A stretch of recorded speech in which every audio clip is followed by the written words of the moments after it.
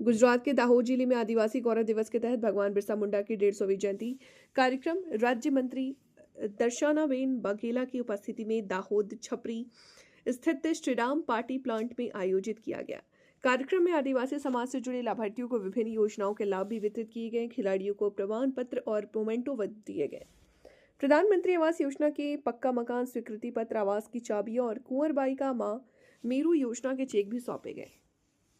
दाहोद के विधायक कन्हैयालाल किशोरी ने अपने संबोधन में कहा कि भाजपा सरकार ने आदिवासी समाज के लिए जल जंगल जमीन के अधिकार, पक्के मकान तथा आयुष्मान कार्ड जैसे योजनाओं के माध्यम से बड़ी राहत प्रदान की है। आज दाहोद मुकामे भगवान बिरसा मुंडाजीની 150મી જન્મજયંતિની ખૂબ ભવ્ય ઉજવણી કરવામાં આવી છે। આમાં મારી સાથે અહીંયા ધારાસભ્ય શ્રી કનૈયાલાલ કિશોરીજી, અહીંયા પ્રમુખશ્રી, તાલુકા પંચાયતના પ્રમુખશ્રી, જિલ્લા પંચાયતના પ્રમુખશ્રીઓ અને અહીંયા જાડેજાજી, એસપી શ્રી, સૌ પદાધિકારીઓ સાથે અહીંયા આ કાર્યક્રમની ઉજવણી થઈ છે।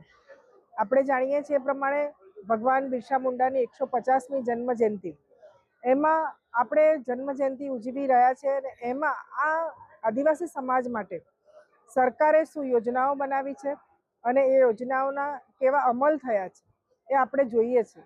હમણાં મંચ પરથી આપણે આદિવાસી સમાજની દીકરીઓ અને આદિવાસી સમાજના લોકોને, જેમાં દીકરીઓ હતી એને તમે જુઓ કે એક ચેક વિતરણ કરવામાં આવ્યું। જે દીકરી સ્પોર્ટમાં આગળ આવી એનું પણ સન્માન કરવામાં આવ્યું।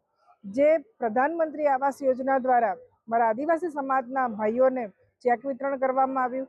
હું એ વાત જરૂર કહીશ કે આદિવાસી સમાજનો જો વિકાસ થયો હોય, કે આદિવાસી સમાજ માટે જ્યારે કોઈ વિચાર્યું હોય તે માત્ર ને માત્ર નરેન્દ્રભાઈ મોદી સાહેબે વિચાર્યું છે।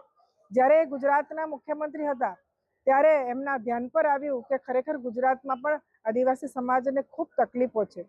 ત્યારે એમણે આદિવાસી સમાજ માટે, તેમના વિકાસ માટે, એમના શિક્ષણ માટે એક સરસ રોડમેપ બનાવ્યો અને આજે તમે કોઈ પણ આદિવાસી સમાજના કે આદિવાસી ગામમાં જશો તો ક્યાંય તમને એવું નહીં લાગે કે આ જે વિસ્તાર છે એ વિકાસથી વંચિત છે।